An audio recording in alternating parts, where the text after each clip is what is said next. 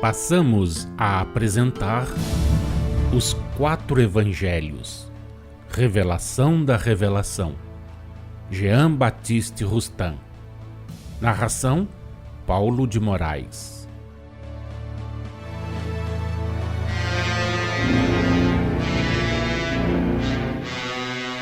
Evangelho de Jesus segundo Mateus, capítulo 17, versículos 24 a 27. Jesus paga o tributo.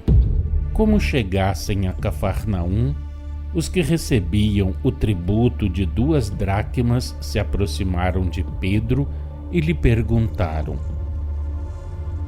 Não paga o vosso mestre as 2 dracmas? Respondeu ele: Paga? Ao entrar Pedro em casa, antes que falasse, perguntou-lhe Jesus: Que te parece, Simão? De quem recebem os reis da terra tributo ou imposto? De seus filhos ou dos estrangeiros? E como Pedro respondesse que era dos estrangeiros, ele concluiu: Logo são isentos os filhos. Mas para que não os escandalizemos, vai ao mar, lança o anzol, e o primeiro peixe que subir, tira-o. Abrindo-lhe a boca, acharás um estáter. Toma-o e entrega-lhes por mim e por ti. Aqui uma nota da editora.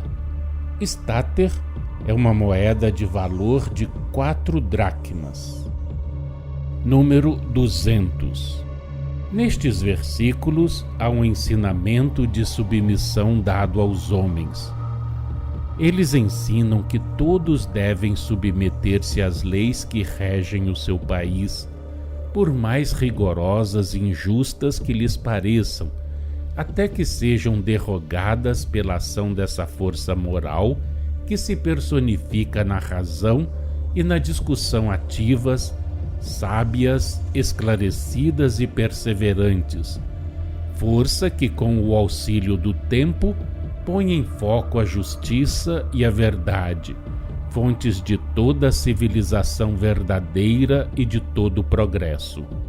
Pedro, antes mesmo de haver falado a Jesus, respondeu: sim, aos que cobravam o tributo, por estar certo de que o mestre cumpriria as obrigações do cidadão, isto é, do homem pacífico que se submete às leis do seu país, ainda que as tenha por injustas e que elas o sejam realmente.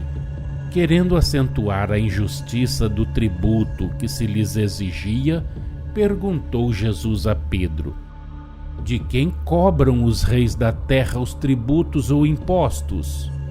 De seus filhos ou dos estrangeiros? Respondendo Pedro: Dos estrangeiros. Jesus lhe observou: Então os filhos se acham isentos deles. Os filhos, com relação aos reis da terra, eram os naturais do país. Ao passo que para os romanos eram filhos os cidadãos de Roma, sendo estrangeiros os povos subjugados, para os hebreus, ao contrário, no país que aqueles haviam conquistado, estrangeiros eram os conquistadores, o povo romano representado pelos seus procônsules, e filhos os naturais do país, ou seja, os povos conquistados. Justo seria, portanto, que, estando nas suas terras, os filhos do país não pagassem tributo. Mas, ao mesmo tempo, ordena Jesus a Pedro que pague o tributo, a fim de que, palavras suas, não os escandalizemos. É que, sendo hebreus, os discípulos desejariam encontrar um pretexto para se forrarem às obrigações que lhes impunha o poder estrangeiro. Não esqueçais que os judeus persistiam em querer que o mestre fosse um chefe temporal. Procedendo daquele modo, Jesus lhes dava um exemplo de humildade e de submissão às leis estabelecidas, embora fossem estas rigorosas, injustas, e do mesmo passo demonstrou seu poder por um milagre.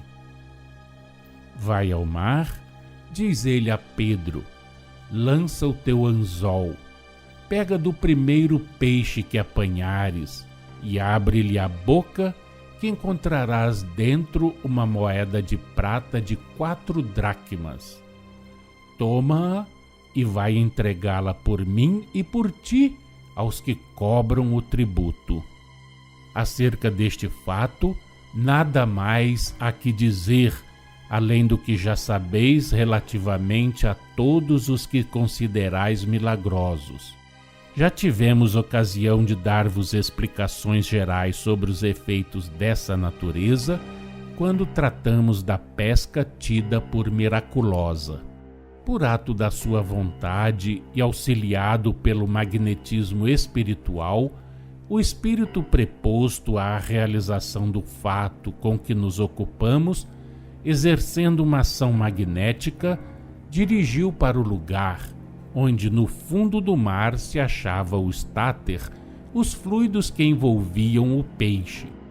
Arrastado este assim para aquele lugar pela corrente desses fluidos, o espírito preposto, acionando outra corrente magnética, fê-lo aspirar a moeda, reconduziu-o à superfície das águas e o encaminhou para o anzol que o tinha de fisgar, como fisgou. Ignorais porventura que o fundo do mar encerra muitos tesouros que a cupidez humana ambicionaria se os conhecesse? Que há de surpreendente em que o peixe, que teria de trazer à superfície do mar a moeda, haja sido, pela ação das correntes magnéticas, impelido para o lugar onde ela se achava e a tenha aspirado, ainda sob a ação de tais correntes, dirigidas estas pelo Espírito, que desse modo fez do mesmo peixe o portador da dita moeda. Quando disse a Pedro, entrega-lhes essa moeda de prata por mim e por ti, Jesus, como se vê, mandou pagar o tributo por si e por Pedro, com exclusão dos demais apóstolos, que certamente já o haviam pago a expensas da caixa comum.